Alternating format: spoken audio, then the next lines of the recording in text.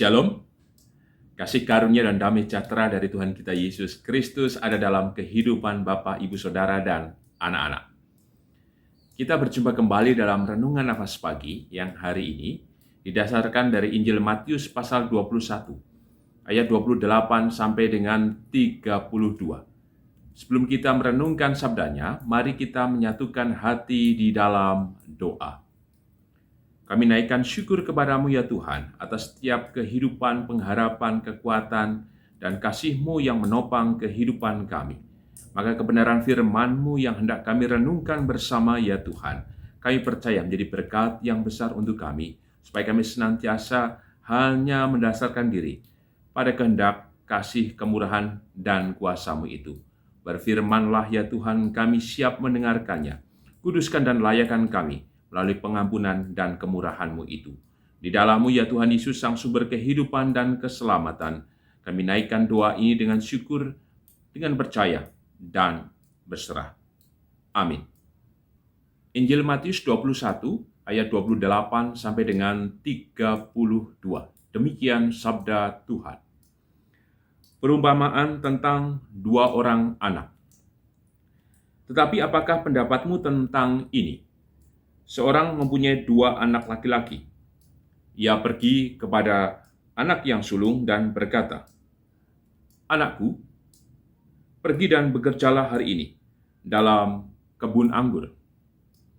Jawab anak itu, "Baik, Bapa," tetapi ia tidak pergi. Lalu orang itu pergi kepada anak yang kedua dan berkata, "Demikian juga." Dan anak itu menjawab, "Aku tidak mau." Tetapi kemudian ia menyesal, lalu pergi juga. Siapakah di antara kedua orang itu yang melakukan kehendak ayahnya? Jawab mereka, "Yang terakhir." Kata Yesus kepada mereka, "Aku berkata kepadamu, sesungguhnya pemungut-pemungut cukai dan perempuan-perempuan sundal akan mendahului kamu masuk ke dalam kerajaan Allah. Sebab Yohanes datang untuk menunjukkan jalan kebenaran kepadamu, dan kamu tidak percaya kepadanya. Tetapi pemungut-pemungut cukai dan perempuan-perempuan sundal percaya kepadanya. Dan meskipun kamu melihatnya, tetapi kemudian kamu tidak menyesal dan kamu tidak juga percaya kepadanya." Berbahagialah kita yang merenungkan sabda Tuhan, berbahagialah kita yang percaya, haleluya, amin. Bapak, Ibu, Saudara, dan anak-anak, tema Renungan Nafas Pagi hari ini adalah kacamata kuda. Jika kita perhatikan, di bagian mata kuda yang digunakan sebagai alat transportasi, ada semacam kacamata yang menutupi penglihatannya. Ini dimaksudkan agar kuda tidak menoleh ke belakang, ke kanan, ke kiri, atau ke arah manapun yang ia mau, supaya tetap fokus ke depan, menuruti perintah dari sang kusir. Namun, istilah kacamata kuda juga dikenakan bagi seseorang yang dianggap memiliki atau mempertahankan pendapatnya tanpa terbuka dengan yang lain. Dia tidak mau kemudian menoleh ke kanan, ke kiri, atau ke belakang. Ia merasa benar, sehingga terus pikirannya, kepentingannya sesuai dengan apa yang ada dalam hatinya. Ia tidak akan mungkin bergeser. Agaknya pula, istilah kacamata kuda ini layak untuk dikenakan pada teks yang kita renungkan hari ini. Khususnya, jika kita membaca di ayat yang ke-23 dari Injil Matius, yaitu tua-tua bangsa Yahudi dan imam-imam kepala. Kenapa demikian? Maka jika kita membaca kembali, akan sangat jelas bagaimana Tuhan berdialog dengan mereka. Mereka yang awalnya mempertanyakan kuasa yang dimiliki Tuhan Yesus.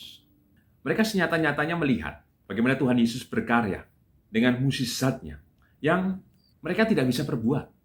Tetapi karena mereka sudah memiliki cara pandang, punya kepentingan, mereka sudah terganggu, bahkan memiliki kebencian dan dendam, sehingga apapun yang diperbuat oleh Tuhan Yesus tetap tidak berkenan dan dianggap buruk, salah, jahat, dan sesat. Sampai kemudian percakapan ini berlanjut, dan Tuhan membuat perumpamaan tentang dua orang anak laki-laki. Anak yang sulung ketika diperintah oleh bapaknya untuk bekerja di kebun anggur langsung mengatakan iya. Tetapi kemudian ternyata ia tidak pergi. Berbeda dengan anak yang terakhir. Awalnya ia menolak, tetapi kemudian ia menyesal dan ia pergi bekerja di kebun anggur. Anak yang sulung dikenakan pada imam-imam kepala dan tua-tua Yahudi.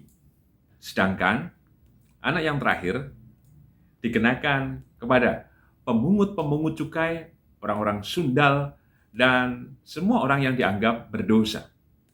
Kenapa anak yang sulung digambarkan sebagai imam-imam kepala dan tua-tua Yahudi? Maka kembali pada tema kacamata kuda.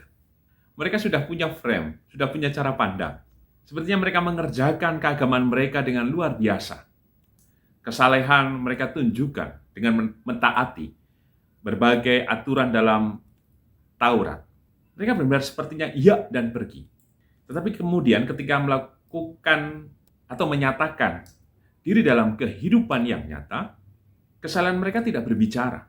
Bahkan keagamaan mereka tidak membuka batin mereka untuk melihat dengan jelas siapakah Tuhan Yesus dalam karya kasih dan mukjizatnya.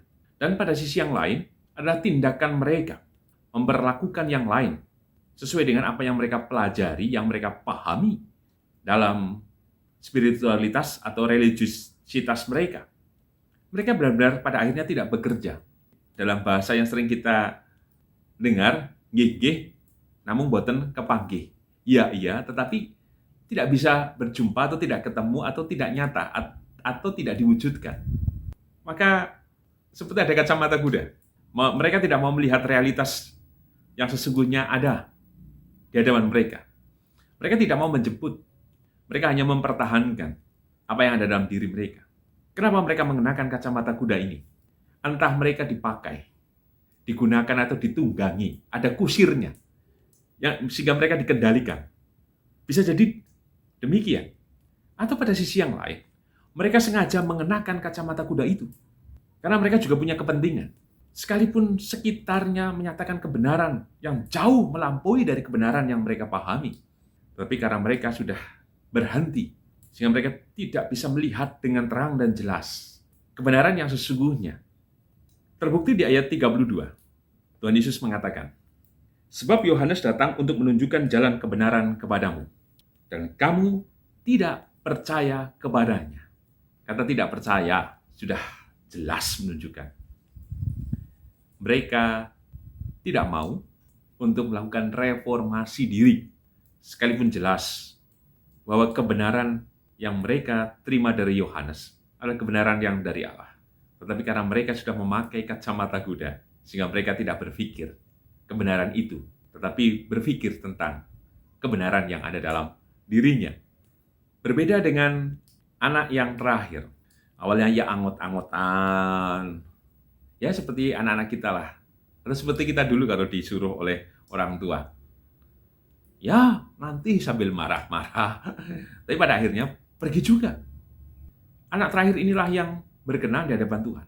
Mereka telah melakukan yang berbeda.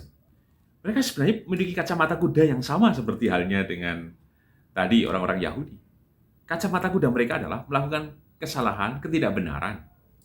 Dan mereka menghidupinya. Tetapi yang terjadi kemudian adalah orang-orang yang disebut berdosa ini melepas kacamata kuda mereka. Sehingga mereka melihat, memandang dengan jelas semua yang ada di sekitar mereka. Dan mereka menyesal karena mereka mendapati kebenaran. Cara pandang mereka dipulihkan. Kehidupan mereka kemudian diperbaharui. Maka pesan apa yang kita terima dalam renungan nafas pagi hari ini? Yang pertama, ada di mana kita sadar bahwa kita seringkali memakai kacamata kuda. Kita tidak bergeser, kita tidak mau berubah, padahal sudah kita jumpai berbagai kebenaran-kebenaran yang dari Tuhan. Yang ini aku, ya ini seperti, aku ya seperti ini. Suka nggak suka ya terserah. Mau diterima atau tidak, itu urusanmu, bukan urusanku. Kita sering dengar, atau mungkin kita sering mengatakan itu. Apakah kehidupan harus demikian? Betul bahwa pada satu sisi kita harus punya prinsip. Tapi pada sisi yang lain, kita harus membuka kehidupan kita secara terbuka kepada Tuhan. Bahwa ada bagian-bagian di mana kita tidak sempurna. Ada bagian-bagian di mana kita harus terus belajar. Ada bagian-bagian di mana kita harus bertumbuh. Di mana kita juga harus memperbarui diri. Kita sadar kok sebenarnya. Seperti apa diri kita dalam gambaran orang lain. Mari perlihatkan. Mari refleksikan. Mari benahi diri supaya dalam ritual kita, hidup keagamaan kita selaras dengan kehidupan yang kita jalani. Menjadi orang Kristen hanya nampak di gereja. Tapi dalam kehidupan nyata tidak menjadi berkat. Atau pada sisi yang lain, hidup bergereja, tetapi yang dinampakkan adalah kehidupan lalunya. Sehingga gereja hanya tempat menjadi panggung sempit, hanya untuk memuaskan kepentingan atau menjadi alatnya. Mari kita tundukkan diri kita dalam kerendahan hati kepada Kristus. Kita mau pergi ke kebun anggur artinya apa? Benar-benar pergi berarti menaati seluruh kebenaran firman-Nya. Laku kehidupan kita adalah laku sebagai anak-anak terang. Jangan sampai kita menjadi batu sandungan dengan omongan, dengan pola tingkah, dan apapun yang kita lakukan. Tapi justru jadi panggilan kita adalah kita harus memperbarui diri, dan ketika kita menanggalkan semua hal yang menutupi diri kita akan menjadi terbuka dengan segala sesuatunya, dan pada akhirnya kita menjadi alatnya yang mewartakan damai dan berkat atas kehidupan bersama. Pesan yang kedua, Tuhan masih memberikan tempat kepada siapa saja, termasuk kepada mereka yang menganggap diri bersalah, berdosa, jauh dari Tuhan. Yang dilakukan sama, harus menanggalkan kacamata kuda. Jangan pernah berhenti. Penyesalan harus ditunjukkan dengan kehidupan baru. Jika saudara semuanya melakukannya dalam hidup pertobatan, yakinlah pengampunan yang dari Tuhan akan memulihkan saudara. Masa depan sungguh ada atas kehidupan saudara-saudara. Jika orang lain terus menganggap hina saudara, jangan pernah kemudian menjadi terluka. Tapi biarlah kita memandang kepada Kristus yang Maha Pengampun dengan pengorbanannya. Maka ia dengan terbuka pula akan memperbarui, akan menyegarkan, dan menggantikan semua dengan berkat keselamatan yang ia hadirkan atas kehidupan kita. Sebagai penutup, renungan nafas pagi hari ini dengan tema kacamata kuda. Perhelatan Paralimpik tahun 2020 yang dilaksanakan tahun 2021 di Tokyo, Jepang telah usai. Tetapi ada hal-hal yang luar biasa yang bisa kita maknai dan teladani. Khususnya apa yang dilakukan oleh para atlet. Mereka adalah orang-orang yang telah memenangkan dirinya dengan segala keterbatasan fisik mereka. Mereka berjuang berlomba dengan baik sekali. Mereka melupakan apa yang disebut orang sebagai kekurangan. Justru mereka memiliki kesadaran bahwa mereka diciptakan sama dan mereka memiliki kekhasan, keistimewaan yang berbeda dengan yang lain. Inilah yang menjadi titik berangkat mereka, sehingga mereka berhasil mengekspresikan, mengaktualisasikan diri mereka. Sekalipun ada juga atlet-atlet yang sebelumnya merasa rendah diri, minder, tetapi mereka bangkit. Dan pada akhirnya mereka berprestasi. Termasuk atlet-atlet Indonesia yang berhasil memenangkan medali emas, perak, dan perunggu. Mereka telah mengharumkan negeri ini. Tentu kita tidak lagi melihat mereka yang punya tadi keistimewaan. Tapi bagaimana Indonesia Raya dikumandangkan. Saya bangga, dan saya yakin Bapak Ibu Saudara bangga. Bahkan kita menjadi haru. Mereka telah menjadi teladan pula untuk kita.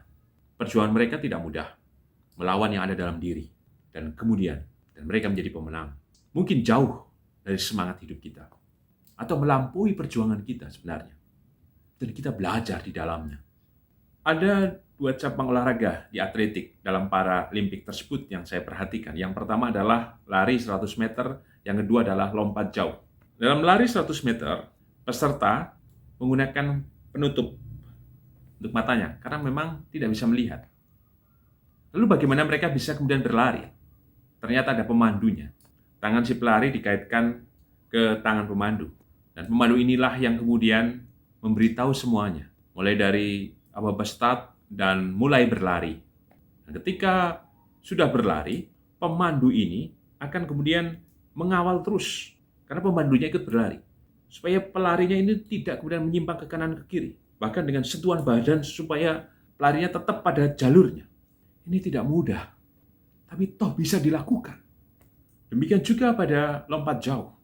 Sang atlet yang tidak bisa melihat, ia harus kemudian berjuang supaya tetap pada garis di mana ia harus berlari dan ia harus tepat pada titik tolakan untuk lompat. Sang pemandu kembali memberikan arahan kepada atlet. Tidak semua memang berhasil. Ada yang menyimpang ke kanan, ke kiri, artinya keluar dari jalur. Ada yang gagal untuk melompat. Tapi luar biasa. Mereka yang tidak bisa melihat, tapi mereka benar-benar mengupayakan dengan sesungguh-sungguhnya. Memperhatikan sang pemandu. Untuk itulah kita dipanggil bersama. Untuk kemudian melepaskan kacamata kuda kita. Kita menjadi percaya dan mau dipimpin oleh sang pemandu itu, yaitu Tuhan kita Yesus Kristus. Melalui kebenarannya, melalui kesetiaannya, melalui pengorbanannya, dan melalui kemurahannya yang besar atas kehidupan kita. Sang pemandu itulah yang mengarahkan kita, akan mendampingi kita, supaya kita tidak menyimpang ke kanan, ke kiri, supaya kita tidak salah jalur. Dimulai dari mana? Bangun sikap hidup yang terbuka. Takut tahu kan hari esok. Seperti pelari tadi dan pelompat jauh. Bukankah hidup kita ini sebenarnya misteri ke depan, kita tidak tahu. Seperti tertutup. Tapi bukankah kita menjadi tenang? Kita percaya bahwa Kristus Tuhan itu hadir dan ada mendampingi dan beserta dengan kita. Maka yang harus kita lakukan adalah menanggalkan semua kacamata kuda kita.